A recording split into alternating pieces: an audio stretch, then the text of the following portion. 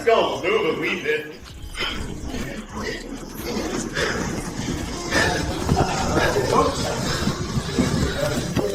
You're under arrest. You're under arrest. Stop resisting. I just want to tell you guys this. The best, times 10, Conor McGregor you've ever seen right now. Better than he was when he was in his prime. The most focused, wants to do everything right. I mean, he's training his ass off each and every day. He's eating right. He's going to church. He's doing everything he's supposed to do. This is not a Conor McGregor that we've seen in the past couple of years. This is the best Conor McGregor that I've personally ever seen. And I'm talking on TV and everywhere. I've never seen a Conor McGregor like this, more focused than I ever thought he ever could get, but he is. What's the David Feldman confidence meter at on us seeing him fight at the White House this summer? Conor had said publicly, that his contract was a little shaky because of the pay-per-view point that he had in there, but I'm sure that the UFC wants Conor McGregor to fight. He's going to fight, and they're going to make it work, and it makes sense for him to fight the White House. So my confidence level is probably around a 99%.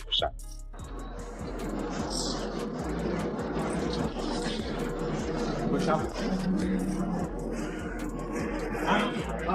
We're getting into this with the game here. All right.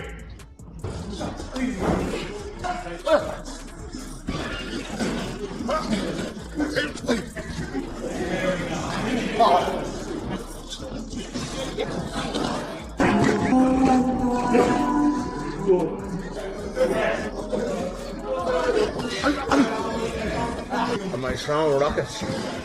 These are missiles, yeah. These are fucking missiles. I'm 100%. This is, yeah? We're going in here 100%. I'm going into this fight 100% Conor McGregor. Not 92. 100% Conor McGregor. So it has to be really meticulous. We were right there with the last one. As a unit, we do it, right? Arman Tsarukyan. Is he the hottest guy right now? I don't see anybody controlling the media as well as Tsarukyan. Tsarukyan's getting more headlines and doing more clicks on social media than Ilia Topuria, just by example. Look, the fight world isn't just heating up right now, it's absolutely on fire. But here's the thing we need to understand. This isn't about some quick social media moment or a headline that disappears next week. We're not dealing with fake hype designed for temporary buzz. What's happening right now is pure pressure, the kind that separates pretenders from legends. Those grueling hours in the gym, knowing everything's on the line, that's where fighters discover who they really are. Talk to any legitimate champion and they'll break it down for you. The fire that built their empire has nothing to do with Instagram followers or viral content. Sure, plenty of people chase the spotlight desperately, hunting for their 15 minutes. But real champions? They build their throne with violence and complete dominance inside that cage. Conor McGregor better understand this reality because all that glitter might look appealing, but it doesn't construct dynasties. Tsarukyan has now made headlines. Tsarukyan works with Coach Cal. That's a piece of the story because Tsarukyan came out yesterday and said, I'm the #1 contender. I am to fight for a belt. But if there's a logjam at 155, fine, I'll just go to 45 and fight for the belt. And I don't know how much he meant it. But these things are interesting. Once they're said, they become real. Listen closely, because this truth cuts to the core of what separates warriors from wannabes. This mindset reveals the relentless, unbreakable spirit of someone with genuine fighting intelligence. Raw ability alone won't cut it. We're talking about the mental framework that transforms every obstacle, every defeat into fuel for something much bigger. So here's what Conor needs to face, a question that'll determine everything moving forward. Is he chasing 15 minutes of fame, some temporary spotlight that vanishes when the next story breaks? Or is he building something eternal, a mark that echoes through combat sports forever? Because if that bone-deep hunger for championship gold isn't powering every rep, every brutal sparring session, every sacrifice, then he's not preparing to be a champion, he's just preparing to be a sideshow, and that gap is enormous. I think he is serious is because he then justified it, and he was talking about Coach Cal. All he said, though, is, my coach, we did the math, we can do it. And Coach Cal is a calculus genius, and he breaks everything down, and calories in, calories out, and monitors your workouts. I'm just sharing for you that. What do you think of that? I mean, this kind of went wild online. My own phone was getting text messages. Like, James, I was on an airplane, and James Madison has let me. I was like, did you see this about Tsarukyan? And, I stopped what I was doing, and I go. There's something fascinating about how this whole situation unfolds. Maybe you've heard me discuss the ruthless mathematics of elite preparation before, so let me paint this picture with crystal clarity. Champions at the highest level don't just train, they reconstruct themselves at the molecular level. This goes way beyond showing up for routine workouts. This means surrendering to the merciless deconstruction of human limitations. Every nutrient consumed, every tactical adjustment, every quality opponent like Masvidal becomes more than muscle building or skill refinement. It creates unshakable self-belief, absolute certainty born from the concrete reality of their preparation. Pretenders cross their fingers and hope for victory, but authentic champions, they already know the outcome. So when someone declares they're moving weight classes, they're hunting titles, that sounds nice, but it demands that deep inner conviction backing it up. Can you get a headline? Is that something that people believe and that people are interested in? Check and check. He had those boxes. A next step, but it's a much higher step, is to get the guy with the belt or the guy with the opportunity to respond. He already got Lopez.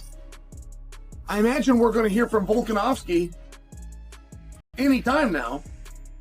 What do you guys? Here's where it gets really interesting. This isn't about juggling options or reading from someone else's playbook. Conor McGregor isn't begging for opportunities right now. He's setting the agenda, forcing the entire conversation to revolve around what he wants. That right there?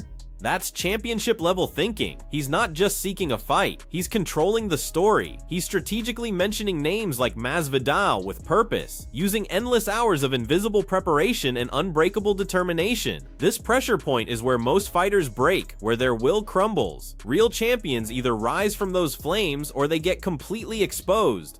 That he's got all this different potential parity.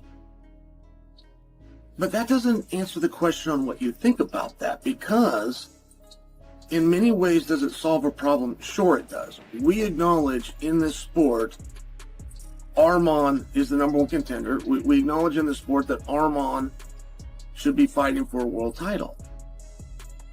So how are we going to do it? I'll just move down to 145. Well, but we also acknowledge that Lerone Murphy should be fighting for a title. We acknowledge that Elo. Sure, there are legitimate contenders grinding in the darkness, fighting tooth and nail to prove themselves the old-fashioned way. But here's what's really happening. A McGregor spectacle has evolved into the ultimate prize that actually determines who commands genuine attention, who owns the spotlight. We're not talking about some physical belt anymore. This becomes a massive statement about who controls the global conversation, and it's real. True understanding means recognizing the most valuable championship isn't always tangible. It's about mastering the madness. It's about that raw, magnetic performance inside the octagon that hypnotizes millions. That's fighting for absolute authenticity, burned into your DNA. Potential options. I'm just wondering, like, what do you think about that? Do you believe that a bigger guy in Arman, do you believe if he cuts down, he therefore takes precedent? Do you believe that? Because when Ilia Topuria, who wasn't just the number one guy, he was the champion of the world, moved to 55, there was a little bit of pushback by you, the community. There's a little bit of pushback that just said, hey, listen, you haven't proved yourself here yet. Khabib himself said, we're not going to fight him. Speaking for Islam, this is before Islam had left the way. He said, we're not going to fight this guy. Every time Conor McGregor has entered that octagon, you've been watching. Those championship runs, those legendary moments, they're in the rearview mirror now. Epic history, absolutely, but still just history. This isn't about his reputation or his division or any external factors anymore. And that relentless, indestructible drive you witness in elite fighters like Khabib. Does McGregor really think he can survive on yesterday's achievements? Step back, because you're completely missing the essential point. This is about reclaiming the game's deepest respect, that unquestionable respect from those who sacrifice everything for it, from those who just want comfort. Their spotlight fades fast and gets erased. But champions don't just claim victory, they elevate the entire sport. They make you believe in miracles. So what's your take? We're risking everything that matters. Like yesterday when Arman said it, this got a great reception. Everybody loved it. Ariel loved it. I loved it. James Madison loved it. I mean, I'm just sharing. But now that we've had a day and we thought about it, do you still love it? And I think Arman is going to be just fine. I mean, I think that the final conclusion, he's going to be just fine. Stay at 155. The opportunity's coming. I think that that's where we're at. But he's now created another dialogue. So the way this works is we've got to exhaust all options. Stop sitting there waiting for opportunities to fall in your lap. This is about aggressively forcing fate to bend to your vision, reshaping the entire story through pure will. His calculated move, his public challenge, becomes a thunderous declaration that shakes the foundation. Masvidal? Absolutely not random chance. He's returned, and he's loading every weapon in his collection. A genuine champion doesn't just prepare their body meticulously. Even more importantly, they control the story's direction and crowd expectations. You might think you're witnessing a polite invitation, but actually, he's commanding attention. He's launching an explosive directly into the establishment and forcing everyone to react. Great job, he's in front of the media. But, and there is a but, I've never liked the idea of, I want to fight for a championship. I've never liked that approach more than a specific guy. Than a specific, put your finger in the chest of Ilia Topuria. Oh, by the way, he happens to be champion. It happens to also be a championship opportunity. Boy, I hadn't even really thought of that. The belt means nothing by itself. A real champion doesn't hunt gold, they hunt flesh and blood. They've identified exactly which chin to crack, exactly whose spirit to destroy. The championship becomes inevitable, automatic compensation that follows naturally from the pursuit of total control. Their victories are savage, absolute. This means he's not just seeking an event. He has to be examining every angle of that equation, studying each weakness, each opening in his target. He's designing every strike, every sequence with clinical accuracy. If you lack that razor focus, if the bright lights and crowd noise distract you, then let me make this perfectly clear. You're not champion material, and that distinction defines everything in combat sports. I find that personal grudge approach to be stronger, but Arman's in a unique spot. And one of the things about the way that Arman is playing this is to make sure that he lets everyone know he doesn't care. That if you're trying to hold him down or you're trying to punish him for whatever it might be, he doesn't care. So, I like it. I think that this is wise. But 145. Think that personal hatred is just wild, uncontrolled fury? Then you're seeing only the surface. For a genuine champion, for someone operating at peak performance right now, that channeled anger becomes the forge reshaping Conor McGregor, transforming him into a precision weapon.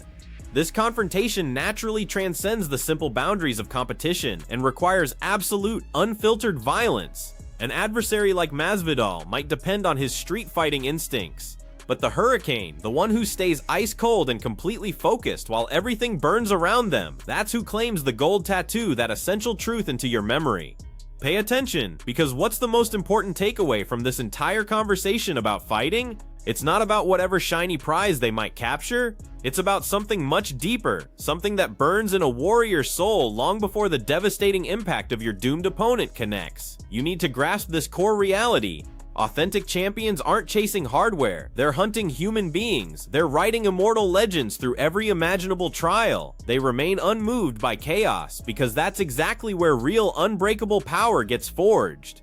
This is where you shatter your limitations and become truly invincible. So move forward now, find your Masvidal, welcome your Hurricane completely, fight absolutely from your core, and stay ruthless.